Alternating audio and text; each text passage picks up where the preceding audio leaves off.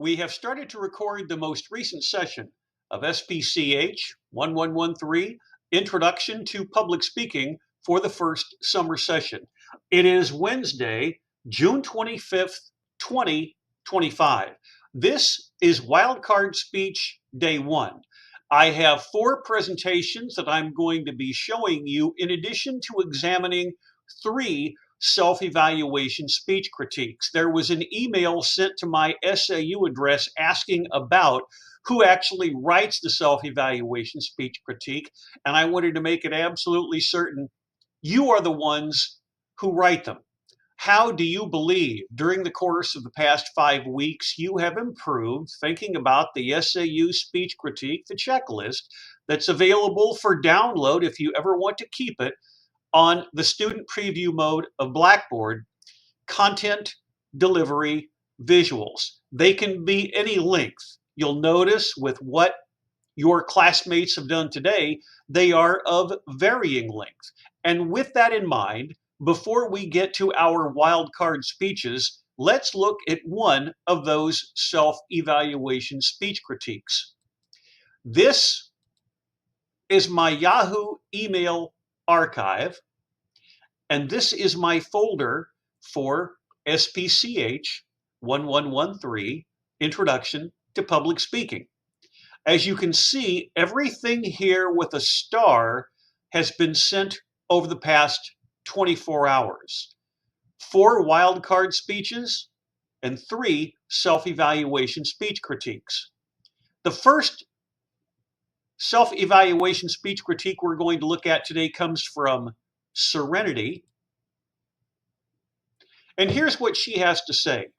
Quote, "After taking advanced public speaking before, I saw this class as a good chance to improve my skills and become a better speaker. I wanted to feel more confident, speak more clearly, and work on the things I still had trouble with, like staying focused and not rushing. Your kind and encouraging feedback really helped. It showed me that it's okay to mess up sometimes because that's how we learn and get better. I recorded my speeches on Loom more than 10 times, trying to make each one better, and even though they weren't perfect, I could tell I was improving. I also learned a lot from watching other student speeches and the videos you shared. They had so many helpful tips. From my first speech to my last, I felt a lot more comfortable using Loom and just speaking in general. I can see a big difference in how I talk now, not just in speeches, but even in normal conversations. I'm really glad I took this class. Thanks for everything, Professor Reppert." I should indicate, guys, for the record, that Serenity is a mass communication major with an emphasis in mass media at SAU.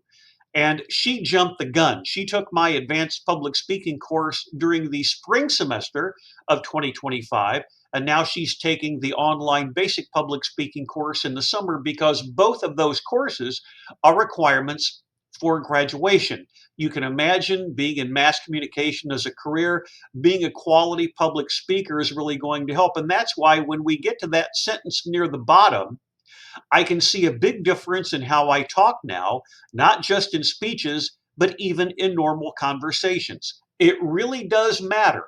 People will treat you differently, as I've said so many times over the past 5 weeks. People will treat you differently depending upon the way you speak, the way you carry yourself, and that's why having a self-awareness of your abilities in terms of a quality public speaking persona come into play.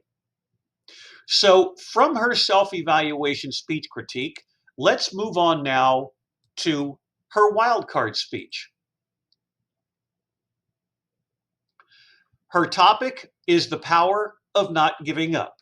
As what we've always been doing during the term, we will watch the speeches in their entirety and then go back and look at the persona that is being displayed in the webcam and the complete sentence structure. Our first wildcard speech of the week is Serenity Golightly with her speech topic, The Power of Not Giving Up. Hello, everyone. My name is Serenity, and today for my wildcard speech, I will be talking about the power of not giving up. Within my presentation, I do have quotes that I think are very motivational, so let's begin. It's not whether you get knocked down, it's whether you get up. Vince Lombardi. Everyone falls. What matters is getting back up. That builds strength, not success.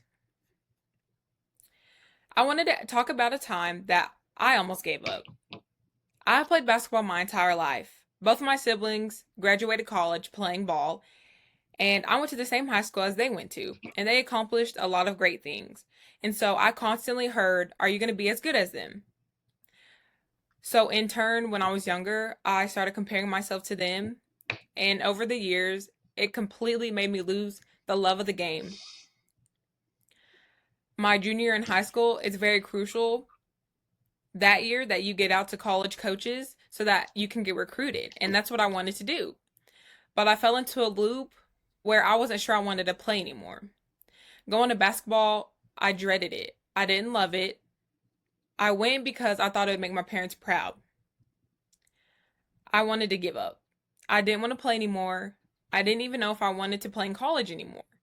It was something that I had a hard time thinking about dealing with at the time because I didn't want to break the news to my parents. But because I persevered and I pushed through, I didn't give up and I got the opportunity to play at SAU and I loved my first year. I continued to play through my senior year and loved it too.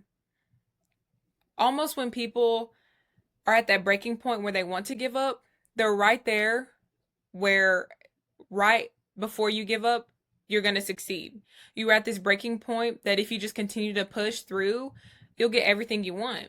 And that's what happened to me. I had to learn to love the game for myself, not for my parents, and definitely not for my siblings. And so I just wanted to share my story with everyone, just so when you get to that point, you just, take a break, really think about what you're deciding to do, and try to persevere.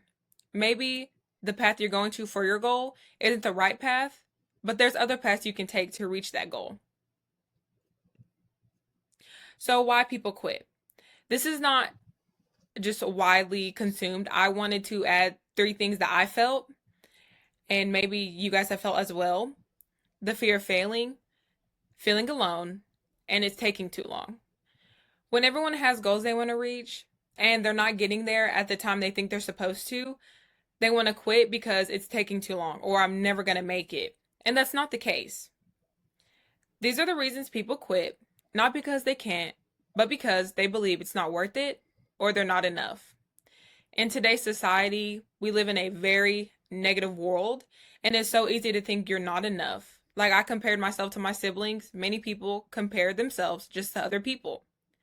And your timing is not somebody else's timing, so you should never compare yourself to anyone else.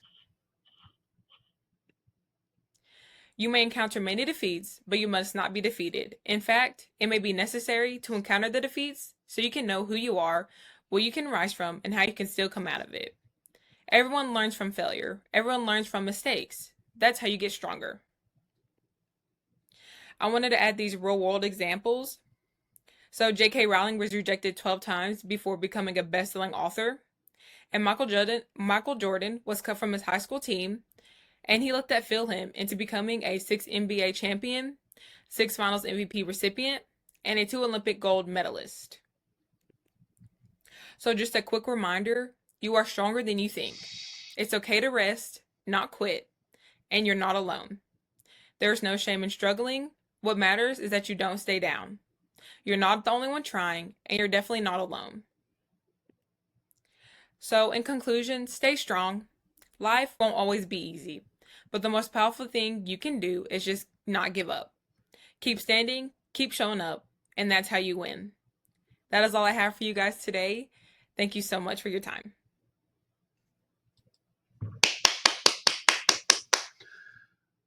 As I always say, a wild card speech can be any combination of demonstrating or informing or possibly being persuasive.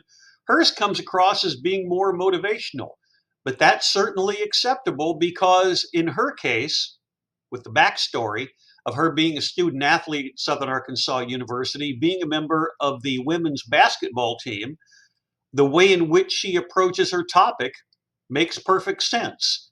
As we do with everyone, put the closed captioning up, check at minimum the first minute for her complete sentence structure and the way in which she has a positive persona on her webcam, looking as we did during Monday and Tuesday of this week at the improvement that she has made week by week, speech by speech, that level of self confidence, and most importantly, fewer issues with grammar and vocalics.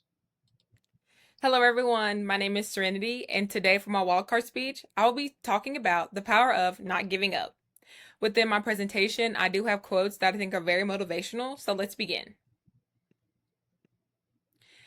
It's not whether you get knocked down, it's whether you get up. Vince Lombardi. Everyone falls. What matters is getting back up. That builds strength, not success. I wanted to talk about a time that I almost gave up. I have played basketball my entire life. Both of my siblings graduated college playing ball, and I went to the same high school as they went to, and they accomplished a lot of great things. And so I constantly heard, "Are you going to be as good as them?" So in turn, when I was younger, I started comparing myself to them, and over the years, it completely made me lose the love of the game. My junior year in high school, it's very crucial that year that you get out to college coaches. So we'll continue to play her presentation with the audio down. She did, as you saw in the closed captioning, drop a Gona, but that's a small thing, got no bearing on her grade. Her ability to really be likable, knowledgeable, and encouraging, talking about this from a personal perspective when I almost gave up, is something with which all of us can identify with in life. Goals that we need to attain. And even though he is a football coach, not a basketball coach, Nick Saban of LSU and Alabama, with all of the national championships, would not look at the end goal of winning, but would talk about the process. And that's the way I am. I'm not necessarily concerned about the grades as much as the process you're putting together with content and delivery and visuals for every presentation to maximize your abilities. And that's what we see here with Serenity. That level of self confidence is radiating through the screen. And ideally, that's something that's going to happen to all of you in the wild card speech. So now let's get to roughly the last minute, bring the audio back up. How does she wrap this up into a nice rhetorical bow for the conclusion? Everyone learns from failure. Everyone learns from mistakes. That's how you get stronger. I wanted to add these real world examples. So J.K. Rowling was rejected 12 times before becoming a best-selling author. And Michael Jordan was cut from his high school team, and he let that fuel him into becoming a 6 NBA champion, 6 Finals MVP recipient, and a 2 Olympic gold medalist. So just a quick reminder, you are stronger than you think. It's okay to rest, not quit, and you're not alone. There's no shame in struggling. What matters is that you don't stay down. You're not the only one trying, and you're definitely not alone. So, in conclusion, stay strong. Life won't always be easy, but the most powerful thing you can do is just not give up. Keep standing, keep showing up, and that's how you win. That is all I have for you guys today. Thank you so much for your time. Notice that she waited the 1001, 1002, and so on, and then wrapped it up. She does not give off any vibe of being nervous, but that's why, for many of you, I want to preface your wildcard speech by discussing your self evaluation speech critique, because what she said is not unusual. Stopping and starting loom because there's something that goes on that you're not crazy about. Even in this class during the first summer session, there will be a couple of times where I trip over myself. There's something I want to say and it doesn't come out right. And I can either continue to speak or I can stop. So that's not unusual what she's talking about here. Let's take a look at her structure, taking the closed captioning off, in reverse order. some of her slides, including a quick reminder, and then just continuing to go back, looking at some of the design consistency elements, which are going to assist her in remaining conversational. What I almost gave up is encouraging from the standpoint of she didn't give up. She almost did. And that's what's going to endear you to an audience because people can identify with you. Look at the way that she is comporting herself visually on the webcam. Self confidence matters, and that only comes from two things: practice, and in this class, watching yourself over and over again. And if you have a transcript portion on Loom, then you can go down paragraph Within my by presentation, I do have. paragraph. It's starting on me here, and just noticing how much you've improved with being extemporaneous, because that's where the conversationality is going to flow. So Serenity got us off to a very positive start. Now let's move on to our second speaker of the day, and this is Maddie. Ideally, for all of you, I would like to begin with the self-evaluation speech critique, but usually every week she and Serenity are going first and second, or second and first. So I'm just going to go ahead and play her speech, and I will read her self-evaluation speech tomorrow, or self-evaluation speech critique. And then I also have, after this, Charlie going third, Sierra going fourth, and each of those individuals do have self-evaluation speech critiques of varying length. But this is Maddie Vaughn with her final presentation, the wild card speech titled "Why Teachers Deserve to Be Paid Like Doctors and Lawyers." Here it is. Hi everyone, my name is Maddie Vaughn, and for my wildcard speech for my Summer 1 Introduction to Public Speaking class, I have chosen the topic, Why Teachers Deserve to Be Paid Like Doctors and Lawyers. You trust doctors with your health, and lawyers with your rights. But who prepared them for their careers? A teacher. Despite shaping every profession, teachers are drastically underpaid. Teachers should be paid like doctors and lawyers because their role is equally crucial. Their responsibilities are enormous, and their long-term impact is unmatched.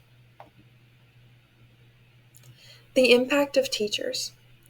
Teachers do more than teach subjects.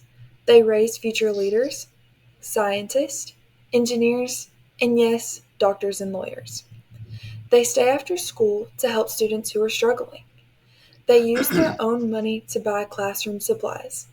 And a teacher's job doesn't end when the bell rings. They grade, plan, support, and mentor. The pay gap problem. The average teacher in the United States makes around $60,000 a year, while many lawyers and doctors make well over $100,000 to $200,000 a year. Yet teachers work similar or longer hours, especially outside of the classroom. This pay gap discourages people from entering the teaching profession, leading to a nationwide teacher shortage. We expect teachers to raise a generation, but we won't even pay them enough to pay off their student loans. I've included this chart as a visual to show you that teachers make less than doctors, lawyers, engineers, software developers, and even nurses. While all of these professions are equally important, teachers have taught everyone in these professions how to do their work. So I think it's important that we pay teachers just as much as we pay these other professions. Value and respect are reflected in pay. Pay isn't just about the money. It's about value and respect. We honor professions like law and medicine with the high pay because of their responsibility. But teachers carry that same responsibility, multiplied by 30 students a day, every single day. If we want better doctors, we have to pay teachers who prepare them. If we want kids to believe in themselves, We also have to pay the people who believed in them first. The emotional labor of teaching. Teachers don't just teach subjects, they teach humans. They often serve as counselors, mediators, motivators, and even emotional lifelines for students facing bullying, mental health issues, or even tough home lives. They carry the emotional weight of 20 to 30 students every day and still show up with patience, encouragement, and hope. A student may come home or may come to school hungry, anxious, or unheard, and it's often the teacher who notices them first and cares enough to act. Teachers need better pay. It's time we stop calling teaching a thankless job. Let's thank them with action, with policy, with paychecks that match their power. If we want a better world, it starts in the classroom. And the people at the front of those classrooms, they deserve to be treated and paid like the world changers they truly are.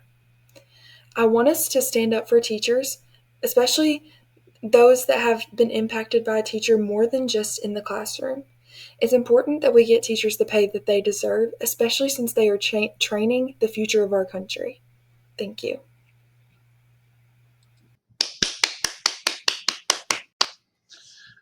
What really jumps out with Maddie is her sincerity. And you'll really notice that when we replay her conclusion in just a moment. As what you just witnessed with our first presenter, like Serenity, Maddie shows off a level of professionalism in front of the webcam. You know, people have practiced when we have a relatively smooth delivery, few breaks in thought, and just going. I'm snapping my finger, but I know you can't hear it. But just going on at a nice, breezy pace. So even though their presentations are right around 5 minutes, they're cramming a lot of good information, personal experiences, and research depending upon the subject matter. So now let's go to the beginning of her presentation, put it on closed captioning, and examine her persona on the webcam, her ability to speak in complete sentence structure, and also ideally a lessening of any issues that she may have had over the past 5 weeks regarding vocalics or grammar. Hi everyone, my name is Maddie Vaughn, and for my wildcard speech for my Summer 1 Introduction to Public Speaking class, I've chosen the topic, Why Teachers Deserve to be Paid Like Doctors and Lawyers. You trust doctors with your health, and lawyers with your rights. But who prepared them for their careers? A teacher. Despite shaping every profession, teachers are drastically underpaid. Teachers should be paid like doctors and lawyers because their role is equally crucial. Their responsibilities are enormous, and their long-term impact is unmatched. The impact of teachers. Teachers do more than teach subjects. They raise future leaders, scientists, engineers, and yes, doctors and lawyers. They stay after school to help students who are struggling. They use their own money to buy classroom. As we get to the 1 minute mark and continue to look at Maddie in the webcam, her level of self confidence is very evident. That comes from practice. It also comes from the design consistency of her slides, like what we have seen with Serenity, and like what you have seen with your classmates during the first summer session, and what students have done this week with wildcard speech examples from years gone by. So you want to put your webcam in a place with which you feel comfortable. If you, like Maddie, want to take your timer on Loom and go in reverse from 5 minutes, that's okay. But some of you are going to speak longer than 5 minutes, so you probably would just leave the timer alone and let it go up rather than back. So now, while she's talking about this chart of different payment options, let's examine her final minute and pay close attention to her conclusion because I think this is very strong. Pay attention to what she has to say. They carry the emotional weight of 20 to 30 students every day and still show up with patience, encouragement, and hope. A student may come home or may come to school hungry, anxious, or unheard, and it's often the teacher who notices them first and cares enough to act. Teachers need better pay. It's time we stop calling teaching a thankless job. Let's thank them with action, with policy, with paychecks that match their power. If we want a better world, it starts in the classroom. And the people at the front of those classrooms, they deserve to be treated and paid like the world changers they truly are. I want us to stand up for teachers, especially those that have been impacted by a teacher more than just in the classroom. It's important that we get teachers the pay that they deserve, especially since they are training the future of our country. Thank you. And of course, in the state of Arkansas, there was legislation over the past year, which means now that beginning pay for Arkansas teachers is $50,000. Even with that, I read an article in the Arkansas Democrat Gazette that sometimes it can still be challenging in this state to recruit and retain teachers at the K through 12 level. But now let's examine her slide structure. The design consistency with teachers need better pay, and I think we can all identify with the A plus, and then just look back. The emotional labor of teaching with all of those bullet points, and many of you probably know educators, and that's something that they have had to go through. The emotions of individuals, she has a little bit of an effect here, so I'll move it. Just there we go. Value and respect are reflected in pay. Of course, depending upon the state that you're in, school districts may not necessarily have the money to be competitive in terms of pay, which brings us back to the annual salary by profession. She has the effect, so I had to move it back just a little bit further. It's not unusual for teachers to make somewhere in the area, as she said, with the average of about $60,000.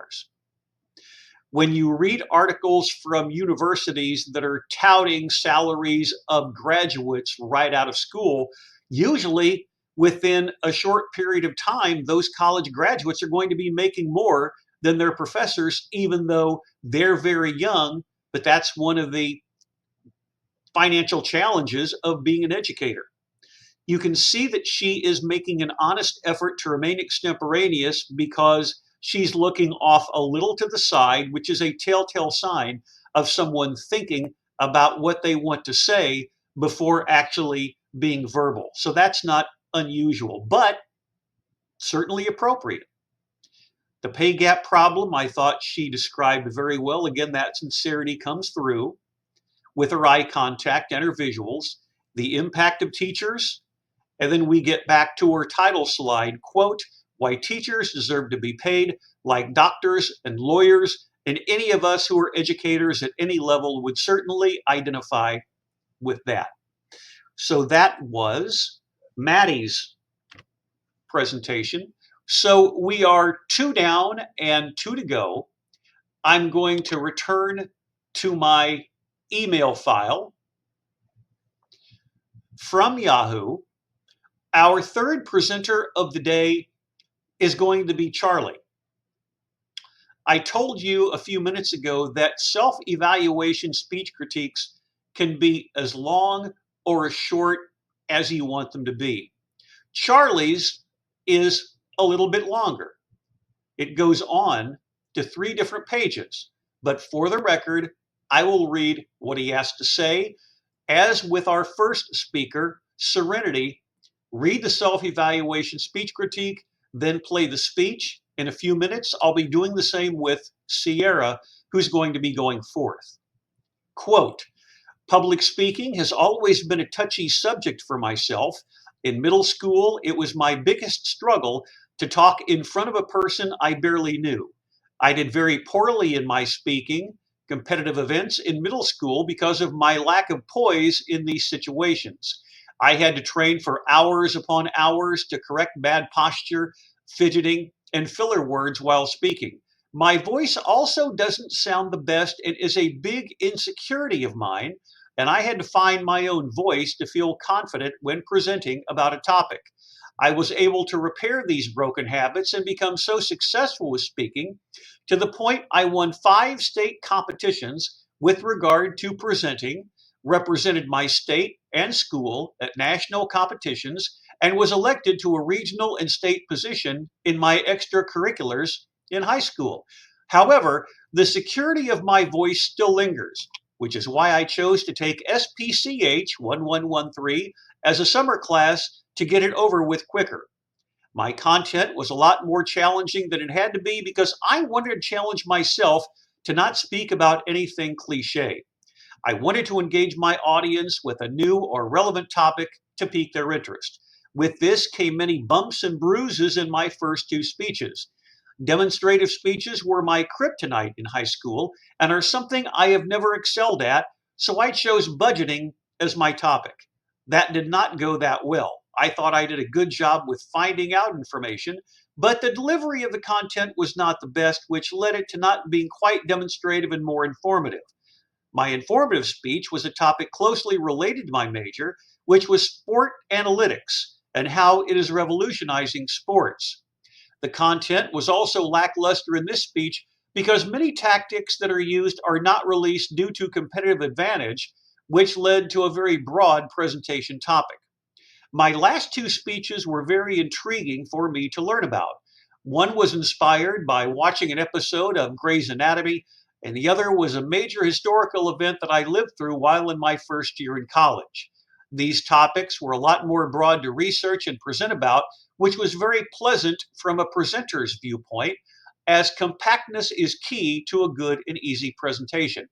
Since I did not have the need to delve into a topic as deeply, I was able to feel more at ease when crafting the presentation with the knowledge that these topics were easier to grasp from simple definitions or examples. Simplifying my speech topics was a vital piece to my delivery going as smooth as possible. I felt that my delivery method was pretty nice throughout the course, but I definitely noticed myself getting more comfortable speaking into the abyss in my later presentations. It was an eerie feeling during my first speech when I had my headphones on and my voice sounded quite muffled, which led to me feeling paranoid the entire presentation. It became easier once I changed locations to a more condensed room with more around me to confine myself. Visuals were a subject in speech that I felt I would excel at easily. Videos proved that statement very wrong. It was extremely tricky to learn how to play a video properly during a recorded presentation and not ruin the presentation. But by the third presentation, I was able to keep my cool and make everything run coherently. Luckily, color theory was always a strong suit for mine, so color schemes never felt out of place. Overall, this course was able to help me become more technologically savvy and efficient when presenting a particular topic to a general audience. My previous experiences were to a very specific audience, but the real world does not work like that for the most part. It is vital to be a successful public speaker to feel comfortable speaking about any subject coherently, and this class helps prepare students do just that. It helps make students feel more confident with their own voice, which seems peculiar, but it is a serious struggle for many to experience satisfaction with their own voice and realize their product of knowledge sounds like success. It's not unusual for students like Charlie to be more expressive and to be self critical, but in a way that is not negative, but positive for long term improvement. As you heard in Serenity's self evaluation speech critique, the ability to be sounding, looking, having the same persona, being consistent in both a face to face situation and online, because it really does matter. So before we go to Charlie's speech, we will get things ready for the next presentation that is a self evaluation speech critique. Now he sends me materials from two different standpoints. He gives it to me from his YouTube channel and also provides a download if I want to put it on my YouTube channel. So here is Charlie's wildcard presentation, and it is closer to 8 minutes. And pay attention to his speech in relation to what he was just mentioning from his own self evaluation perspective. Here it is. Good afternoon, everyone. My name is Charlie Wilkerson, and this is my wildcard speech for SPCH 1113, Introduction to Public Speaking for the Summer 1 session of 2025. The title of my presentation is Blurricane, a historical snowstorm in Hurricane Alley. This speech follows an informative style, and you see a little play on words here. The other option was Her Izzard, which doesn't sound as nice, so I thought Blur King would be a good option for the title of this presentation. So every single number that is mentioned in this presentation will either be a record high or so close to a record that is over a century old. So these conditions started in southeastern United States on Saturday, January 19th of this year.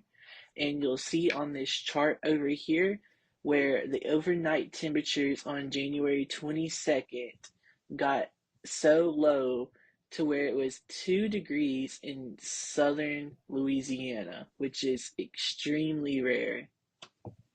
Of the morning of the 22nd, the lows were 7 degrees in Baton Rouge, 4 degrees in Lafayette, and in New Iberia, which is relatively an hour west of New Orleans, was about 2 degrees.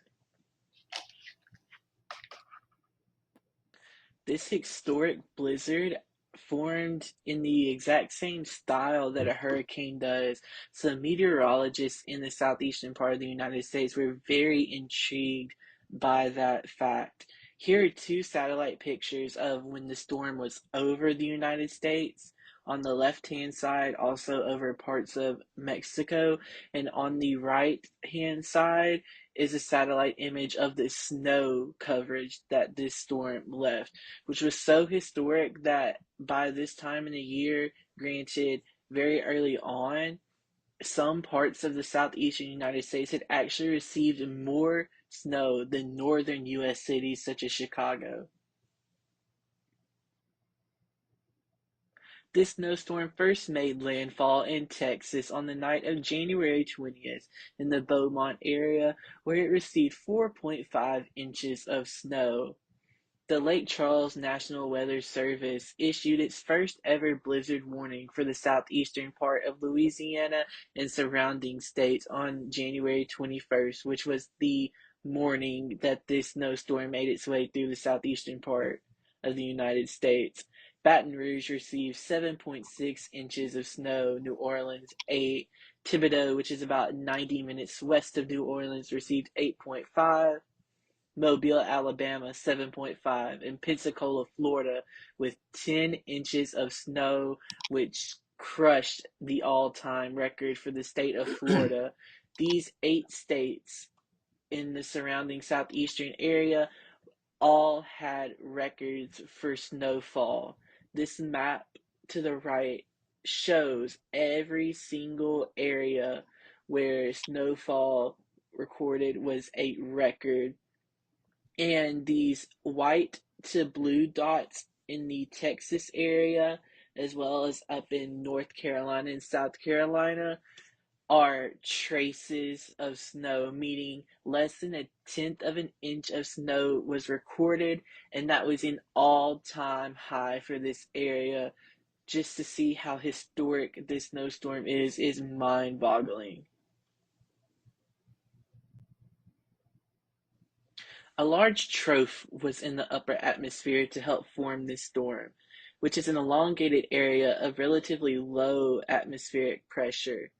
And I want you to think of a line in the atmosphere where heat pushes it up and cold air gets pushed down into the atmosphere, and this was pushed in the southeast direction, obviously towards Louisiana, Alabama, Georgia area. The moisture from the Gulf of Mexico was drawn northward, and that collision of the moisture and the cold, dry air was a lake effect snowstorm. And this stretched from the Great Lakes all the way down to the Gulf Coast, this trough did.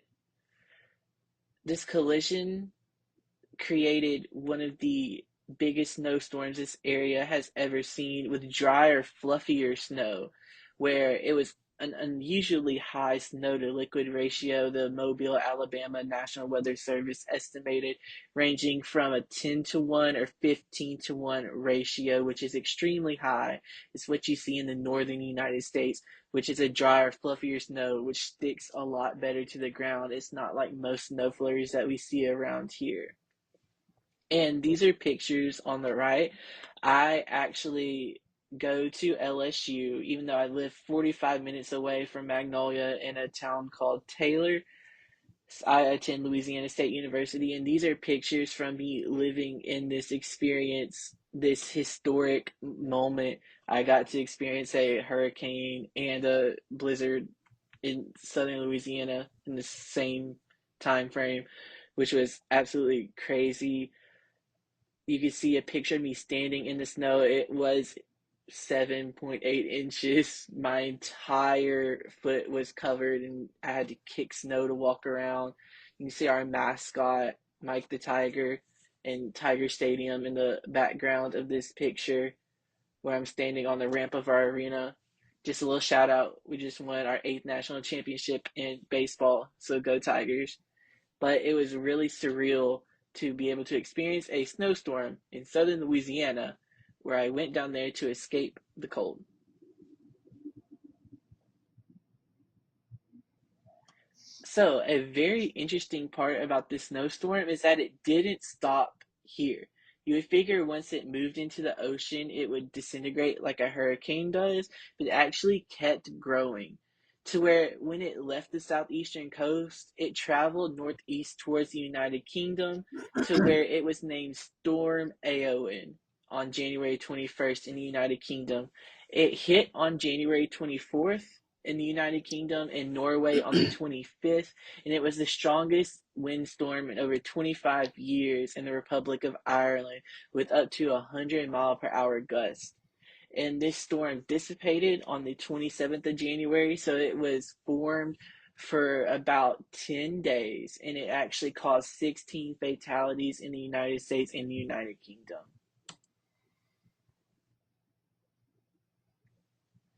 And these are my references. I'd like to thank you all for watching my presentation. I hope you enjoyed it, and I've really enjoyed this class and getting to hear all of your presentations.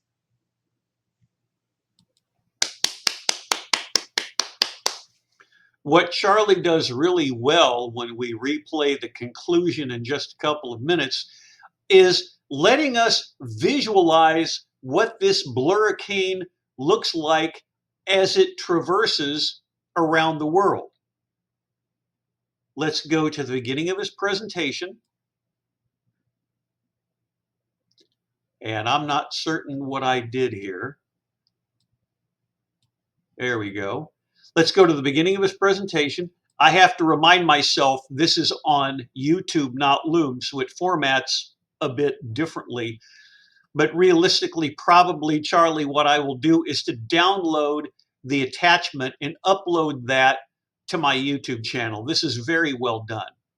Let's look at his closed captioning for complete sentence structure and reinforce what he talked about in his self-evaluation speech critique, having won numerous awards in speech competitions. That has come through week by week. The only hiccup, as he mentioned in the critique, was on the one presentation when one video clip was really long, but it's a minor thing. Here's the introduction. Good afternoon, everyone. My name is Charlie Wilkerson, and this is my wildcard speech for SPCH 1113, Introduction to Public Speaking for the Summer 1 session of 2025. The title of my presentation is Blurricane, a historical snowstorm in Hurricane Alley. This speech follows an informative style, and you see a little play on words here. The other option was Her Izzard, which doesn't sound as nice, so I thought Blurricane would be a good option for the title of this presentation. So every single number that is mentioned in this presentation will either be a record high or so close to a record that is over a century old. So these conditions started in southeastern United States on Saturday, January 19th of this year. And you'll see on this chart over here where the overnight temperatures on January 22nd got so low to where it was 2 degrees in southern Louisiana, which is extremely rare. Of the morning visualization, as he is showing here, of that Arctic blast, and using his cursor, which is red, to define those areas is very helpful. So we can visualize what the Arctic blast conditions were, talking about it as a blurricane, and then looking at the satellite imagery and noticing its uniqueness, not only here, but at the end when we're looking at it around the world. Complete sentence structure. Look at his webcam, in this case on the bottom right-hand side. Very composed, very knowledgeable. He even says this is more informative in nature. He didn't necessarily have to mention that, but it's always helpful to let the audience, with all of these slides and your verbiage, identify the unique historical nature of this snowstorm. So now let's get close to the end and play roughly a little more than 1 minute. Here you should see the storm in motion. We'll bring his voice back up and play the end of his presentation. baseball, so go Tigers. But it was really surreal to be able to experience a snowstorm in southern Louisiana where I went down there to escape the cold.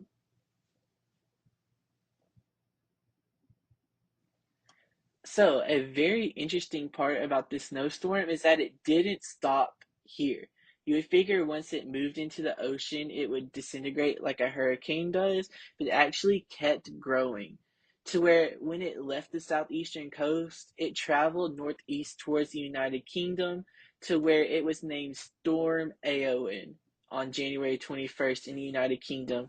It hit on January 24th in the United Kingdom and Norway on the 25th, and it was the strongest windstorm in over 25 years in the Republic of Ireland with up to 100-mile-per-hour gusts. And this storm dissipated on the 27th of January, so it was formed for about 10 days, and it actually caused 16 fatalities in the United States and the United Kingdom.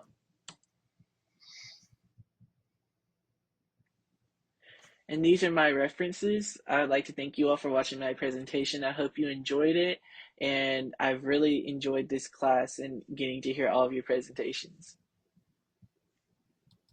I'm glad Charlie mentioned that with the closed captioning on at the end, where he really learned from the class, but most importantly, he enjoyed watching all of the presentations, and so have I. We can really tell, first today with Serenity, second with Maddie, and now the Blurricane Snowstorm with Charlie, even though in his case, he probably, from his self-evaluation speech critique, has much more public speaking experience. All of you are improving incrementally, with the video playback being essential for your long-term improvement. And with that in mind, now let's look at his visuals from back to front, keeping in mind, and I'll play this now in real time, that the visualization right there of the cumulus is really helpful for the audience to understand the historical nature of his topic. And then moving back to coincidences, LSU snow in Baton Rouge is obviously unique, and he discussed that. And then we just continued to move back with the landfall impact, again, being able to visualize the unique nature of this with the snow in inches from Baton Rouge at 7.6 down to Pensacola at 10 inches. It truly is historic. And then again, from the standpoint of design consistency, moving back to the satellite imagery, which he talked about very well, he is obviously very poised, understands where he is on the webcam, helps not only discussing with the Arctic Blast with more visualization, and then his title slide. So luckily, I paused it at a point where we see him basically smiling. But in Charlie's case, outstanding effort. And even though he's had a lot of public speaking experience, you can still see his improvement during the first summer session. That brings me back to my email file. We are going to read the self-evaluation speech critique from Sierra. They can be whatever length you prefer. Hers obviously is a little bit shorter than Charlie's. Here's what Sierra has to say in terms of her self-evaluation speech critique. Quote, I have never been confident in myself or my abilities to speak in any capacity in front of anyone. I was super scared to take this class and honestly only took it to raise my GPA for the next semester.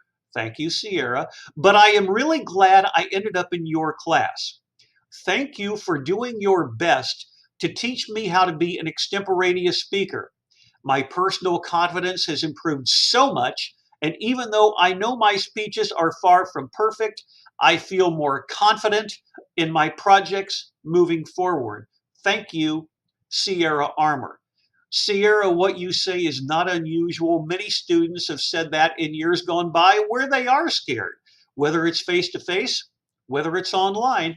But as you've heard from previous self evaluation speech critiques and those today, just being able to watch yourself over and over again, and as Serenity said, and Charlie, with all of your classmates right now, you can really learn.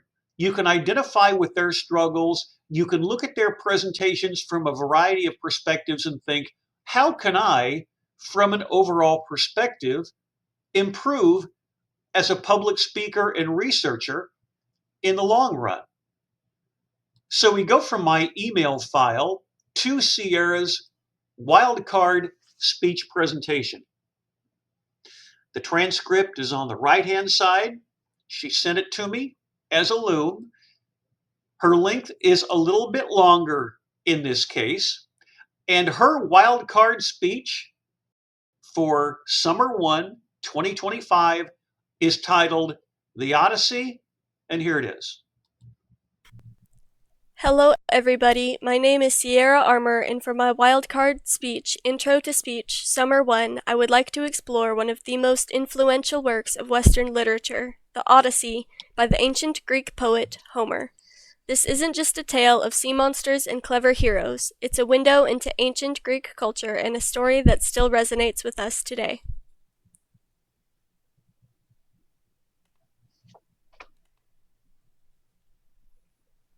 The Odysseus is an epic poem that tells the story of Odysseus's long journey home after the Trojan War. But it's more than a simple adventure. It reflects the values, beliefs, and questions that shaped ancient Greek identity and still challenge us today. I would like to discuss its historical context, key characters, major themes, and its importance in our lives. Let's start with background. The Odyssey is believed to have been composed in the 8th century BCE by Homer. Like many ancient works, it originated in an oral tradition, meant to be performed aloud, not read in silence. Ancient Greece was a world without books, where stories taught people what it meant to be noble, brave, respectful of the gods, and loyal to your home. Mythology and poetry were central to Greek identity, and epics like the Odyssey were both entertainment and moral education.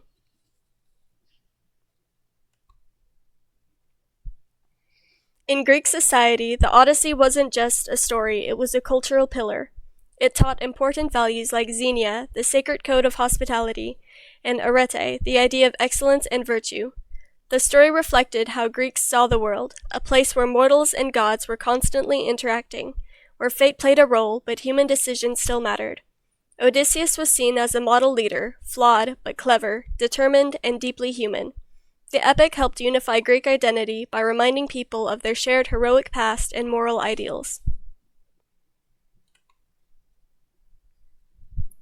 Let's meet the key players in the story. Odysseus is our central figure, a hero not just for his strength but for his cunning. He wins battles with brains as often as with brawn.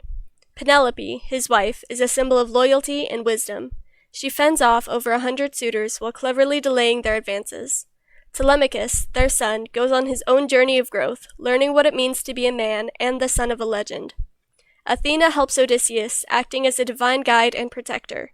In contrast, Poseidon, god of the sea, is his relentless enemy, punishing Odysseus for blinding his son, the Cyclops.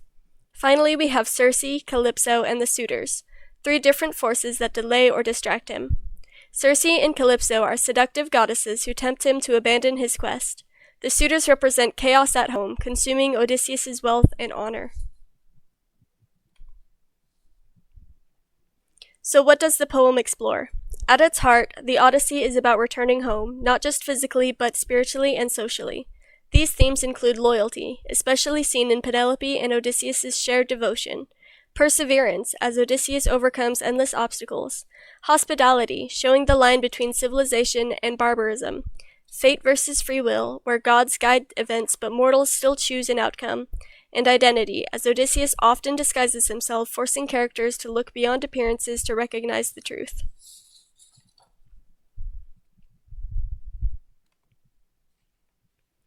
Homer uses vivid symbols to deepen the story's meaning. The sea symbolizes danger and unpredictability, the space between order and chaos. Odysseus' bow is a symbol of kingship and rightful rule. Only he can string it, proving his identity. Disguises and recognition play a key role, especially as Odysseus must reveal himself slowly, testing loyalty and intentions. And even everyday occasions, such as feasting and food, reflect moral order as civilized hosts share generously, but the suitors still feast like animals. Digging deeper, we ask ourselves what the Odyssey is really about. At its core, it's a metaphor for the human experience.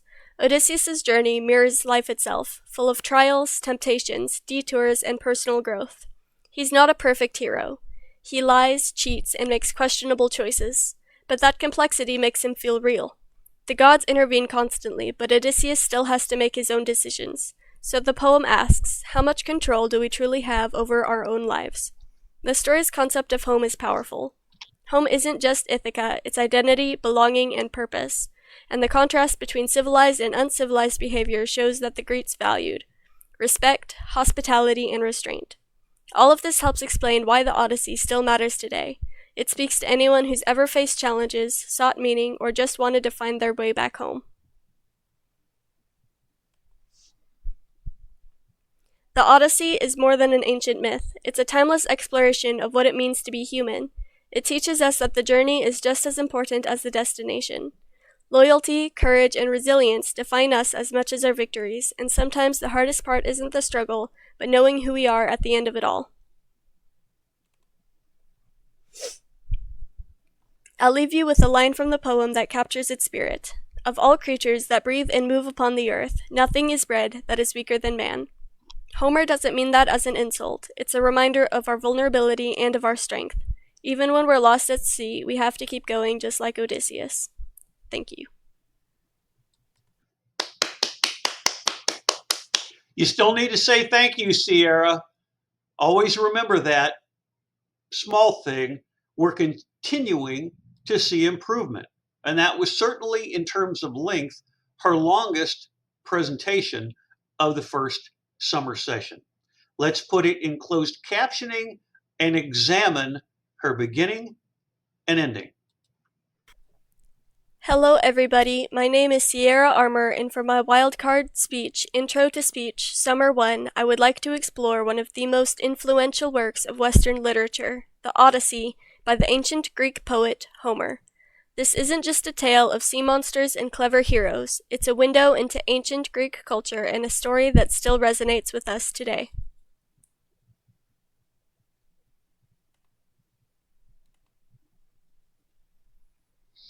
The Odysseus is an epic poem that tells the story of Odysseus's long journey home after the Trojan War. But it's more than a simple adventure. It reflects the values, beliefs, and questions that shaped ancient Greek identity and still challenge us today. I would like to discuss its historical context, key characters, major themes, and its importance in our lives. Let's start with background. The Odyssey is believed to have been composed in the 8th century. So she has a nice, strong introduction, speaking in a complete sentence structure. As you can tell with the closed captioning, she comes across as much more at ease on camera. And she's decided to use headphones, which certainly is acceptable. My headphones are always plugged in, so I'm not getting the double audio or any kind of echo effect. But look at the time and effort that she spent in putting together all of her slides. Certainly more of an informative background to this presentation, but whatever makes you feel more comfortable. Now let's go to roughly the last minute. How is she going to wrap this up? Not only through analysis and interpretation, but as I said at the outset, how are you taking your conclusion and wrapping it into a nice bow that students or anyone watching this can understand in its totality? Identity, belonging, and purpose. And the contrast between civilized and uncivilized behavior shows that the Greeks valued respect, hospitality, and restraint. All of this helps explain why the Odyssey still matters today. It speaks to anyone who's ever faced challenges, sought meaning, or just wanted to find their way back home. The Odyssey is more than an ancient myth. It's a timeless exploration of what it means to be human. It teaches us that the journey is just as important as the destination. Loyalty, courage, and resilience define us as much as our victories, and sometimes the hardest part isn't the struggle, but knowing who we are at the end of it all. I'll leave you with a line from the poem that captures its spirit. Of all creatures that breathe and move upon the earth, nothing is bred that is weaker than man. Homer doesn't mean that as an insult. It's a reminder of our vulnerability and of our strength. Even when we're lost at sea, we have to keep going just like Odysseus. Thank you. So her extemporaneous quality is improving. You can still tell by the way in which her complete sentence structure is more complete than others that she's still relying on her copy, but it's getting better. And from the standpoint of this class, that's what I'm looking for.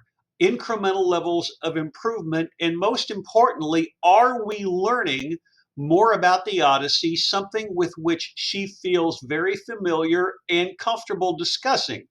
Does that come through not only with her delivery, but also with a persona that she's creating on camera? And I would argue that the answer is yes. So now let's just go back and examine some of her slides from the design consistency perspective. She's got so much data here. She doesn't have to mention every last headline. She doesn't have to mention every last bullet point, but it gives her options. And I think most importantly, if any of you have ever struggled to meet the minimum time limit on the syllabus of 4 minutes, all of this is your security blanket to help you not only in filling the time, but letting some of the uninitiated understand the relevance historically worldwide of the Odyssey. What are some of the main themes? And she's got 5 bullet points. More on the key characteristics and the roles.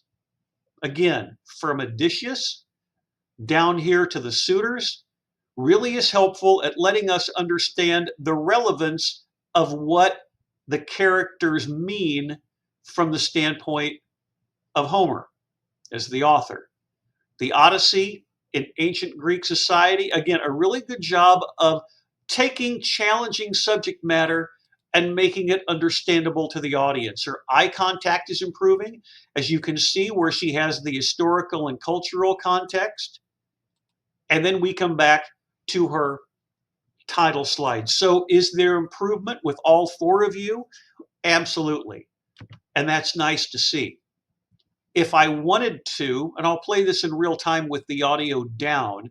Now watch whenever I play this.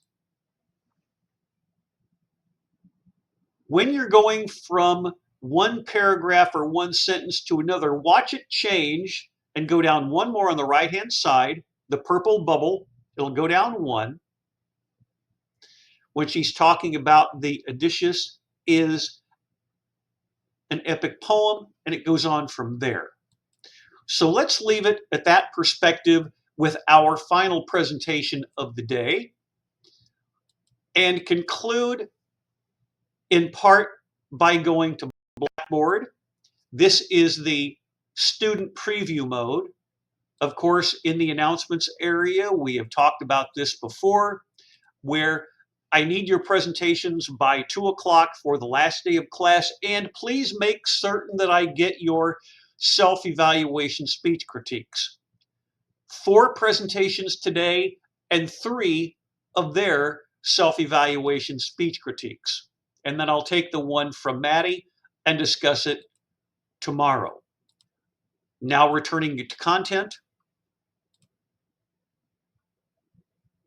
First of all, with the instructor course videos, session 18 will be down here shortly, and then moving back up in the course syllabus area, let's return to the course speech schedule.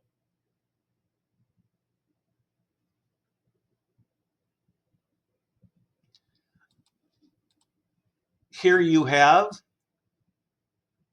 all of your classmates, and we will wrap this up tomorrow with 4 more presentations and ideally, or more, 5 at minimum self-evaluation speech critiques. So that's the way it's going to be set up as we conclude the term. I'll go to the grade book for this reason. I'm not certain exactly when I will be posting the grades for the wildcard speech or the self-evaluation speech critique. It's very possible you may have to wait until grades are officially due on Campus Connect no later than Monday of next week at 10 a.m.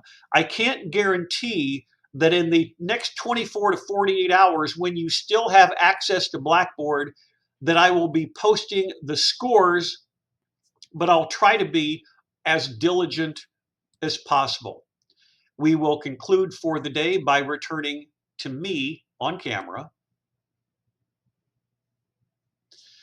These were 4 excellent representations of wildcard speeches and 3 quality self-evaluation speech critiques. Charlie's was longer, Serenity's was a little bit shorter, Sierra's was more compact. Whatever makes you feel most comfortable sharing those concepts, because they're all going to be recorded for posterity, as are your speeches. Going through those videos point by point, slide by slide, beginnings and endings, can only help all of you in the long run. And please make certain that you save all of your documentation, even what we do not see. Make certain that I receive your wildcard speeches and your self-evaluation speech critiques, as you saw a moment ago on Blackboard. Make certain that I get those by 2 p.m. on Thursday so I can record. I always do the recorded speeches day 1 and day 2 a little bit later in the day. And even though whenever I upload the instructor course videos to Blackboard, I'm getting the banding issues, they don't look the same, at least I have another alternative for you to be able to watch your speeches after the term is concluded. Speaking of that, our final class session, number 19, is going to be taking place tomorrow, which is wildcard speech day 2. Let's continue the improvement. And as I said in this week's announcement on Blackboard, let's make certain that we finish in style. As for SPCH 1113, Introduction to Public Speaking for the first summer session of 2025, the glass is always half full, and even though you may look at whatever presentations you've done and think they're not perfect, don't be overly harsh in judging yourself. Audiences are very forgiving.